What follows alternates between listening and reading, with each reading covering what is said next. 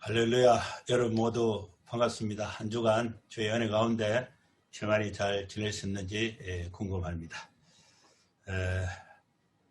오늘 예배에 오신 우리 모든 성도님들 주님의 이름으로 환영하고 축복합니다. 우리 교회는 9월 27일 이번 주일도 비대면 예배로 드리게 되었습니다. 9월 14일자로 대구 시장이신 권영진 시장님께서 우리 교회에 편지를 보내오셨는데 그 편지를 제가 시장님 편지는 처음 받아봅니다. 이 편지의 수신자가 목사님과 또 성도님들 이렇게 되어 있습니다. 그래서 우리 성도님들에게도 편지의 그 내용 일부를 소개를 해드리고자 합니다. 뒷부분입니다. 존경하는 목사님 또 성도님들, 대구광역시장 권영진입니다. 그간 헌신적이고 자발적인 방역으로 위기를 이겨낸 교계의 경험과 노력을 믿고 다시 한번 간곡하게 당부드립니다. 대면으로 정규 예배를 드릴 경우에는 참석 인원을 최소화하고 마스크 착용, 거리 두기 등 방역 수칙을 꼭 준수해 주시기를 바랍니다. 아울러 마스크 착용이 어려운 소모임 행사, 식사 등은 계속해서 금지해 주실 것을 부탁드립니다. 이런 내용입니다. 그리고 또 이런 내용도 있어요. 9월 11일부터 종교시설 집합 금지에서 집합 제한으로 완화한다는 내용도 있습니다. 코로나로 인한 이 방역으로 교회 모임과 또 신앙생활에 일부분 어려움, 제약이 있는 것이 사실입니다. 또 이번 주는 이제 명절, 추석 명절이 됩니다. 이 중대본에서 온 문자를 보면은 벌초 또 가족들이 함께 모여서 하지 말고 가능한 한 벌초 대형으로 하고 또 명절에도 대면으로 다 모이지 말고 비대면 명절을 지키라. 이것을 이제 강력하게 권고한다. 이런 문자가 계속 오고 있습니다. 저는 아예 미리 그 부모님 경주에 이미 다녀왔습니다. 그래서 이번 명절에도 전체적으로 모이는 것은 우리 집에는 없습니다. 이 추석 때도 모두 안전하게 또 건강하게 잘 보낼 수 있기를 바랍니다. 이런 지침을 우리가 그대로 지키고 또 지키는 데만 집중한다고 하면은 우리의 신앙생활이 어떻게 되겠습니까? 당연히 우리는 이 방역 지침을 지켜서 코로나로 우리가 어려움을 당하지 않고 또 코로나가 확산되지 않도록 노력은 하고 있습니다. 우리의 신앙이 이 지침을 다 지켜서 그대로 있다고 하면은 신앙생활에 도움이 될 것 같습니까? 방해가 될 것 같습니까? 우리 신앙은 이 상황에서 이렇게 어려움을 겪게 될 것이 분명하게 보입니다. 이를 극복하기 위해서는 이제 비대면이라는 피할 수 없는 이 상황에서 대면하지 않고 코로나 방지를 위해서 그 상태에서 그대로 머문다면은 우리는 코로나로부터 안전은 지킬 수 있지만은 신앙은 손실을 가져올 수가 있습니다. 그래서 우리는 이 비대면 상황에서도 신앙생활을 더 발전적으로 할 수 있는 방법을 찾아야 하는 것이 오늘 우리가 갖고 있는 교회의 과제가, 목회적 과제가 되는 것입니다. 이러한 때에 우리 여러분 성도님들은 개인 경건의 시간을 잘 활용하셔서 믿음 생활을 더 든든하게 세워갈 수 있기를 바랍니다. 또한 우리가 줌이나 또 유튜브를 통해서 활용해서 성경 공부 활동을 하고 또 신앙생활에 또 유익이 될 수 있는 그런 비대면 만남이 유튜브나 줌을 통해서 만들어야 하는 그런 우리의 그 목회적 과제에 있다고 볼 수가 있습니다. 모이지 않고 교육을 받지 않으면 영적으로 나태해지기가 쉽습니다. 이제 우리는 스스로 자발적으로 자신의 신앙 상태를 점검하고 이를 극복하기 위해서 스스로 방법을 찾고 더욱 적극적으로 비대면 사역에 참여해야 할 때가 된 것입니다. 이러한 때에 저는 오늘 하나님께서 우리에게 주신 말씀 요한복음 7장 37절에서 44절 말씀을 중심으로 해서 예수께로 와서 생수를 마시라는 제목으로 말씀을 강론을 하겠습니다. 예수님은 유대인의 명절인 초막절, 이 초막절에 늦게 예루살렘으로 올라가셔서 성전에서 가르치시는 사역을 했습니다. 그리고 명절에 이제 마지막 날이 되었습니다. 이 마지막 날은 마지막 큰 명절의 행사가 있습니다. 그래서 큰 날이라고도 합니다. 명절 마지막 날은 큰 날입니다. 이때 예수님께서 외쳐서 말씀을 전했습니다. 외쳤다는 말씀은 큰 소리로 강론을 하셨다. 그리고 서서 강론을 하신 것입니다. 그 내용을 보면은 누구든지 목마른 사람은 예수님을 만날 때에 조건이 없습니다. 가진 사람, 갖지 못한 사람, 건강한 사람, 그렇지 못한 사람, 배운 사람, 배우지 못한 사람, 권력이 있는 사람, 그렇지 못한 사람, 이런 것을 차별하지 않고 구별하지 않고 목마른 사람은 누구든지 오라는 것입니다. 이 말씀을 보면은 우리 인간은 환경과 관계없이 목마름이 있습니다. 여러분, 부자라고 병에 걸리지 않는 것이 없습니다. 부자라도 병에 걸릴 수가 있고 가난한 사람이라고 해서 병에 걸린다는 보장이 없습니다. 가난한 사람도 건강하게 살 수가 있습니다. 그래서 이 목마름이라는 기준으로 봤을 때에 지구상에 숨쉬고 살아있는 모든 사람은 한 가지 이상의 갈증과 목마름이 있는 것입니다. 그래서 예수님께서 서서 외쳐 말씀하신 것이 누구든지 목마르거든 내게로 와라. 이 메시지를 예수님이 하신 것입니다. 여러분, 우리가 목마른 순간이 있습니까? 그 목마름의 그 갈증을 해결하기 위해서 어디로 가야 합니까? 예수님께로 나가야 하는 것입니다. 물을 마시라. 누구든지 목마르거든 내게로 오라. 와서 물을 마시라. 나를 믿는 자는 물을 마시는 것을 믿는 것으로 표현하고 있습니다.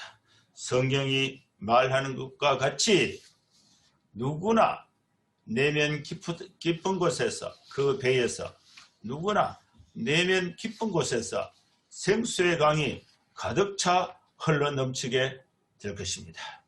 이 말씀의 뜻은 예수님을 믿는 자들이 받을 성령을 가리켜서 말씀하신 것입니다. 사도행전 2장의 오순절날 천지 사방에서 수많은 사람들이 예루살렘의 오순절 명절을 지키기 위해서 예루살렘에 순례로 왔습니다.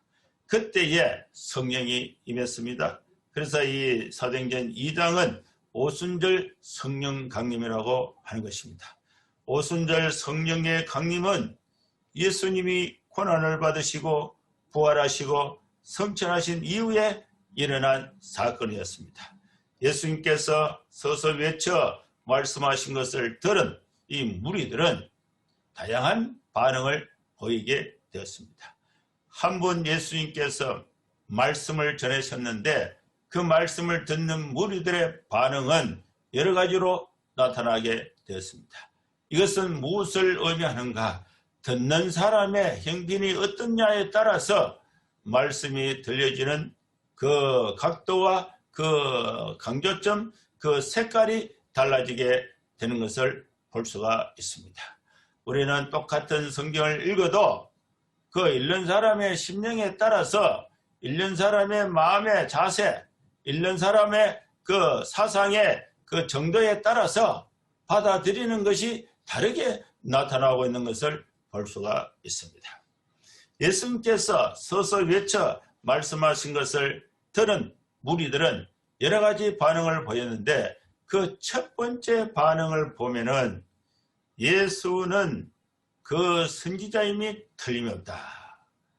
어떤 사람들은 예수님의 그 설교를 듣고 예수는 선지자로 확신한 무리들이 있었습니다. 여러분, 예수님은 선지자라고 이해하기에는 뭔가 부족함이 있습니다. 선지자는 우리와 똑같은 사람으로서 하나님에 대한 말씀을 받아서 전하는 그 전달자에 불과한 것이 선지자인 것입니다. 예수님은 우리와 똑같은 죄인의 사람인데 하나님의 말씀이 예수님에게 임해서 예수님이 우리에게 말씀을 전해주는 전달자로서 선지자, 그렇게 이해하는 것은 예수님에 대한 올바른 이해로 볼 수가 없습니다. 그런데 다수의 사람들이 예수는 그 선지자임에 틀림이 없다. 예수를 선지자로 확신하고 또 믿고 따랐던 그런 무리들이 있었다는 것을 볼 수가 있습니다. 두 번째 반응은 예수는 바로 메시아, 즉 그리스도이시다. 이렇게 반응한 사람들이 있습니다. 이것은 올바른 반응입니다. 예수님은 이 땅에 오신 우리 죄를 대신하여 십자가에 피 흘리시고 또 3일 만에 부활하시고 또 성천하시고 성령을 보내주신 전능하신 하나님으로서 메시아임이 틀림이 없습니다. 이 예수님에 서서 강론을 들었던 사람들 중에 예수님을 메시아로 이해하고 믿었던 그 무리들이 일부가 있었습니다. 이것은 올바른 믿음을 예수님의 말씀을 듣고 올바른 그 믿음의 반응을 보였던 자들입니다. 이들은 예수님에 대한 그 목마름에 대해서 올바르게 이해하고 또 적용했던 사람들이 여기에 해당이 되겠습니다. 그 다음에 세 번째 반응은 예수는 그리스도가 아니다. 두 번째 반응은 예수가 바로 그리스도이다, 메시아이다라는 반응이었고, 그 반응에서 세 번째는 예수는 그리스도가 아니다. 왜냐하면 성경에 그리스도는 다윗이 살던 베들레헴에서 나오리라고 했는데 예수는 갈릴리 나사렛 출신이니 메시아, 성경에 예언한 메시아는 베들레헴 출신인데 예수님은 갈릴리 나사렛 출신이니까 성경의 내용과 일치하지 않는다. 그래서 예수는 메시아가 아니다. 이렇게 예수님의 말씀을 듣고 또 판정했던 그 무리들이 있었습니다. 그래서 이 예수님에 대한 이 반응, 선지자다, 메시아다, 메시아가 아니다. 이 무리들 중에 예수님으로 말미암아서 많은 논쟁이 일어났습니다. 선지자다, 아니다, 메시아다, 아니다, 그리스도가 아니다. 이런 견해로 쟁론이 일어나게 된 것입니다.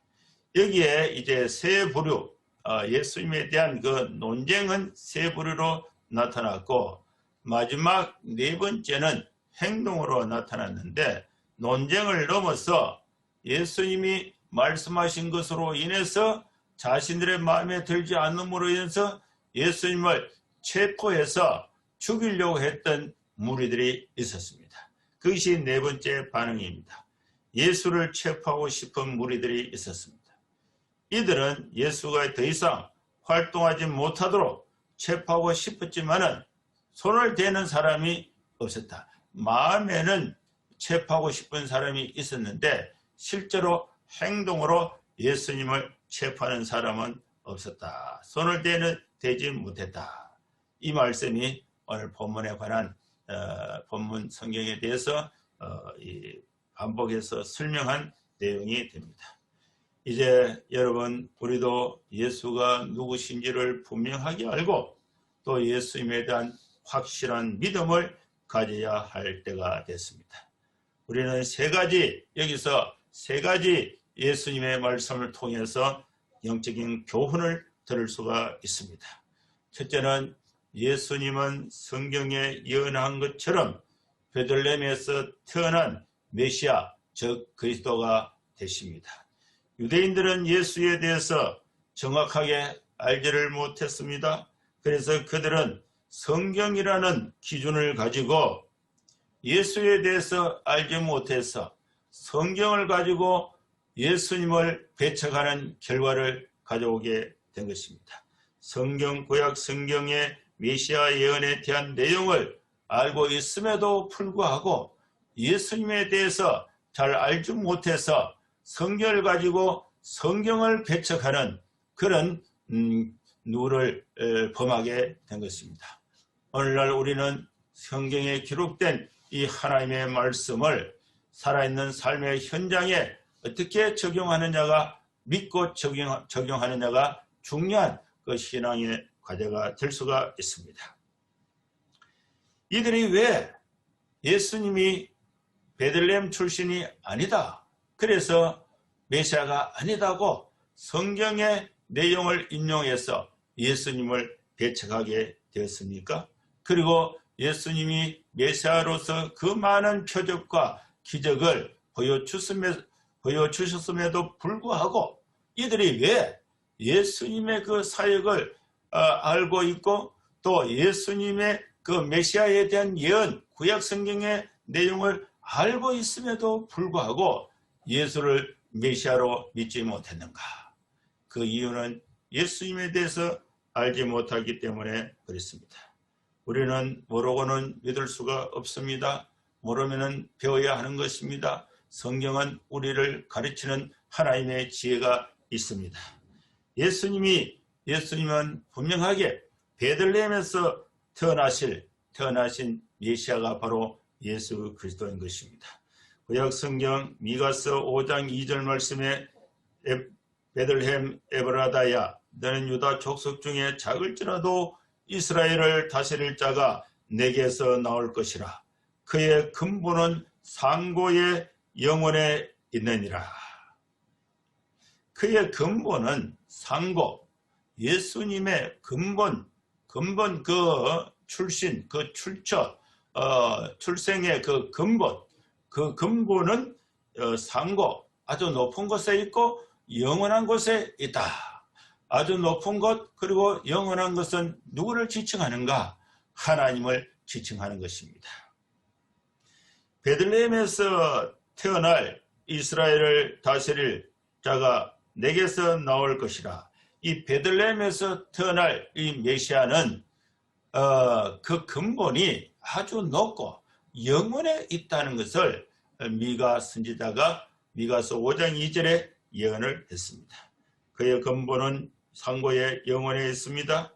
예수님은 성령으로 잉태되어서 그 근본이 사람에게 있는 것이 아니고 최고로 높은 영원적 하나님에게 있는 것입니다.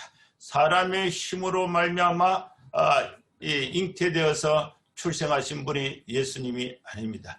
예수님은 성령으로 잉태되어서 하나님의 힘에 의해서 잉태되어서 예수님의 그 근본은 하나님에게서 비롯됐다는 것을 말씀하고 있는 것입니다. 그리고 성령으로 잉태되어서 동정녀 마리아를 통해서 이 땅에 예수님이 오시게 된 것입니다.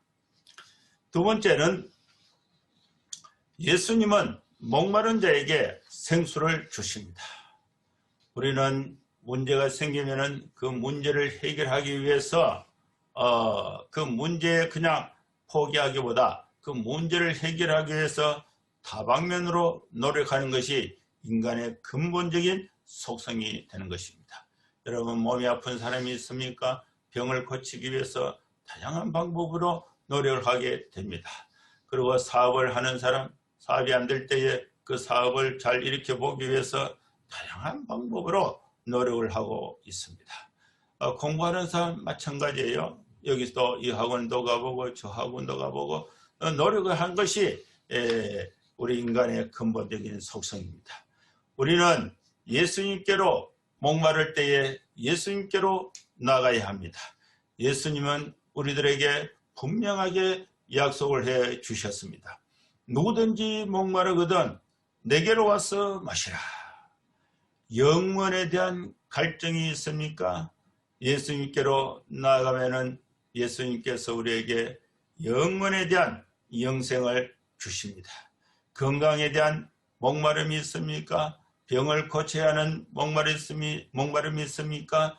육체적인 고통과 또 육체적인 갈증과 육체적인 그 어려움이 있습니까? 그 목마름을 가지고 예수님께로 진실로 나아가면은 예수님은 치유와 회복을 주십니다.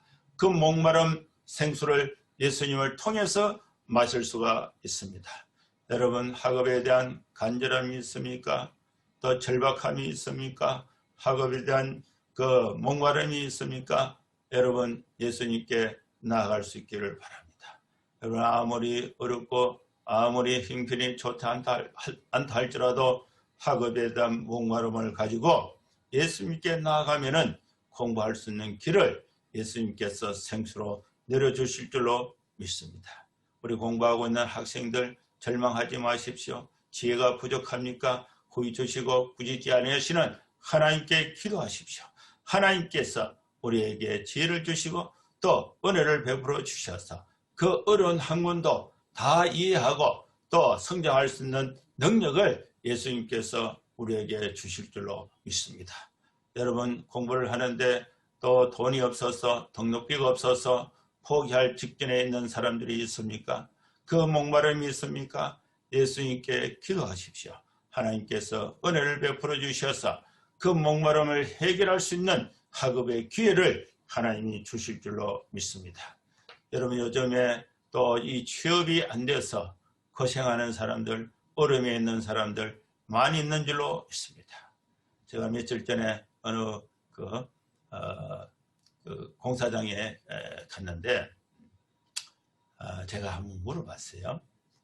이 도배하고 장판하시는 분인데, 그리고 또 그 아파트를 수리하시는 그 분인데 요즘에 그 경기가 어떻습니까? 전부 다 어렵다고 지금 참 난리인데 실제로 어떻습니까? 그러니까 그렇지 않대요. 그 도배하고 장판하신 분은 한 달에 25일을 일한대요. 쉴 틈이 없대요.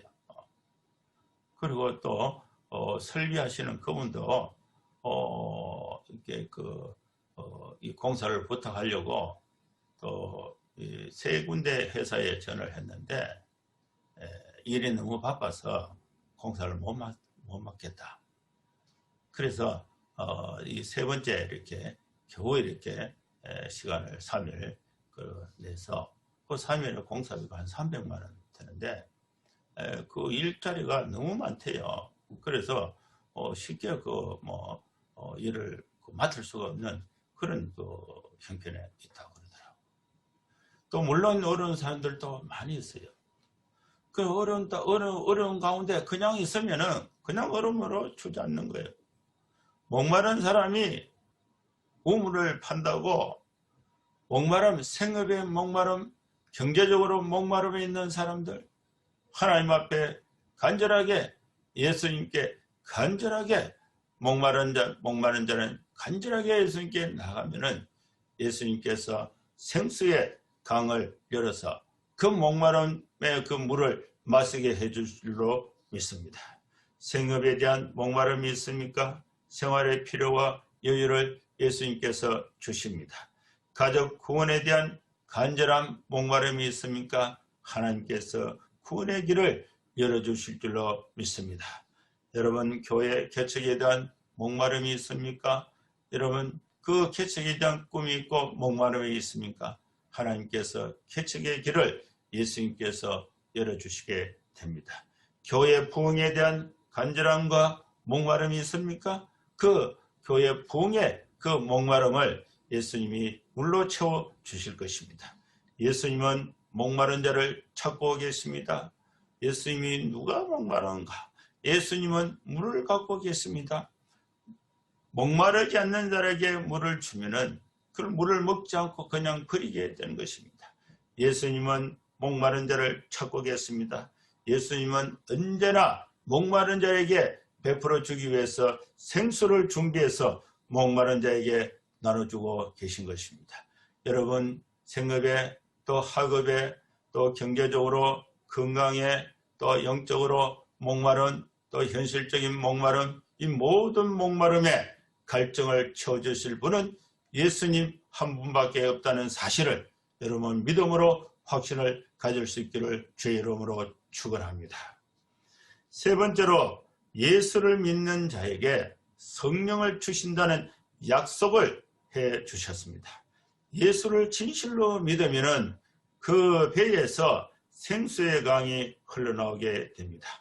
우리는 예수를 구주로 믿을 때에 이미 예수의 영이신 성령을 우리가 마음에 영접을 하고 모시고 있는 것입니다. 성령은 하나님의 힘, 하나님의 능력이 있습니다. 성령으로는 능치 못하심이 없습니다.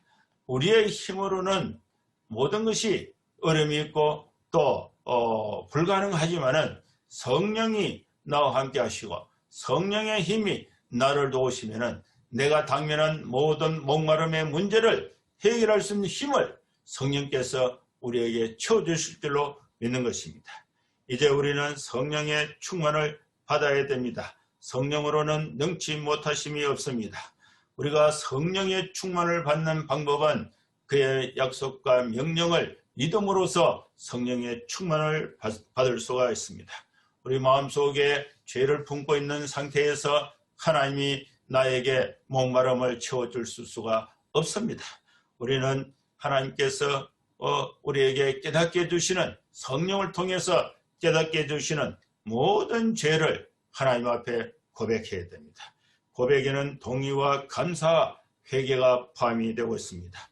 우리가 이 죄 고백을 하고 또 그것을 내뿜는 힘을 내뿜고 또 성령의 충만을 들이마셔야 하는 것입니다. 명령과 약속을 믿음으로써 성령의 충만을 받을 수가 있습니다. 성령 충만 받으라는 것은 하나님의 명령입니다. 그의 뜻대로 기도하면 들어주신다는 것은 하나님의 약속이 있습니다. 우리가 죄를 고백하고 성령으로 충만받는 것은 하나님의 뜻입니다. 하나님의 뜻대로 기도하면 들어주신다는 약속을 믿음으로 우리가 기도할 때에 우리는 성령으로 충만을 받을 수가 있습니다.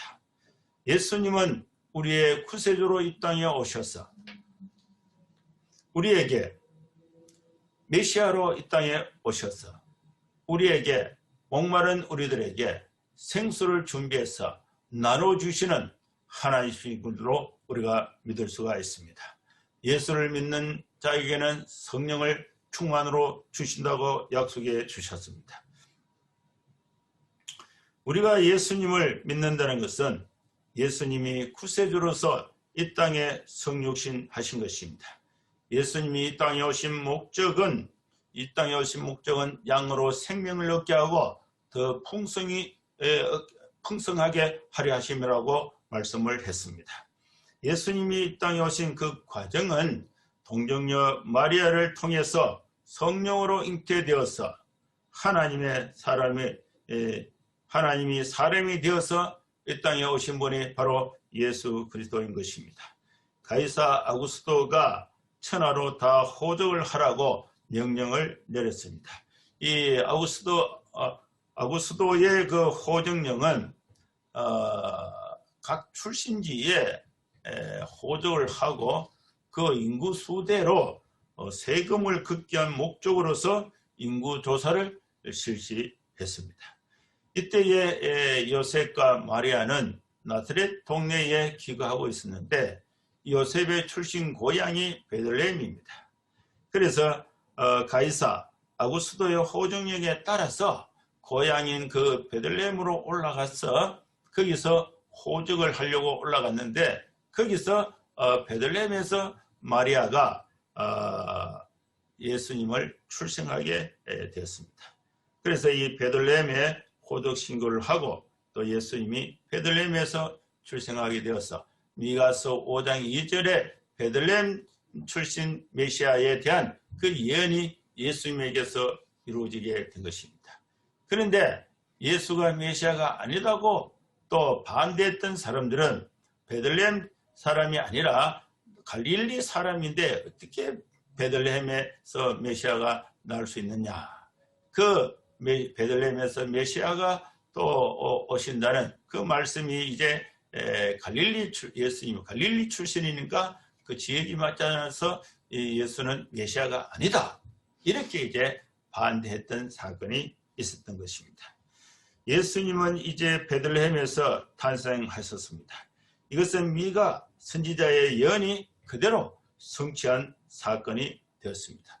그래서 예수님에 대해서 잘 알지 못하고 자신들이 알고 있는 성경의 그 지식을 가지고 또 성경인 예수님을 배척했던 결과들이 나타났던 것을 볼 수가 있습니다.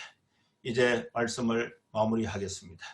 예수님은 목마른 자에게 생수를 주십니다. 누구든지 목마르거든 내게로 오라고 말씀했습니다.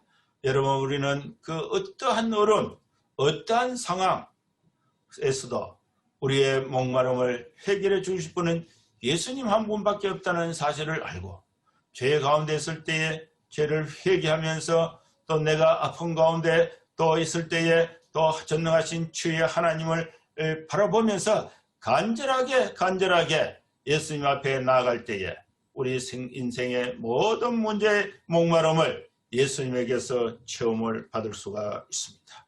예수를 진실로 믿는 자는 예수님으로부터 성령을 받습니다. 그 성령은 선물로 주셨습니다. 성령의 능력을 받아서 어려운 가운데서도 우리가 다시금 힘을 얻어서 승리하는 삶을 살아갈 수 있기를 주의 이름으로 축원합니다. 한번 기도하겠습니다.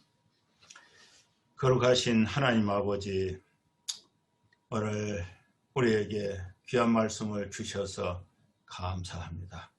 우리는 목마른 가운데 있습니다. 누구든지 목마르거든 내게로 오라고 주께서 말씀을 해 주셨습니다. 우리는 현실적인 목마름, 영적인 목마름 모두 다 갈증 가운데 있습니다. 주님 앞에 간절함으로 나아가서 주님으로부터 현실적인 목마름과 영적인 목마름을 해결함을 받고 성령의 충만한 은혜와 능력을 받아서 이 땅에 사는 동안에도 건강하고 행복하게 하나님의 사랑을 실천하며 베풀며 살아갈 수 있는 하나님의 생수를 우리 모두에게 마음껏 또 풍성히 채워주시고 갈증을 해결함을 받고 힘을 얻는 우리 모든 성도들 되게 하여 주시옵소서. 예수님의 이름으로 기도하옵나이다. 아멘. 예, 감사합니다. 한 주간 잘 보내시고 다음 주에 또 뵙도록 하겠습니다.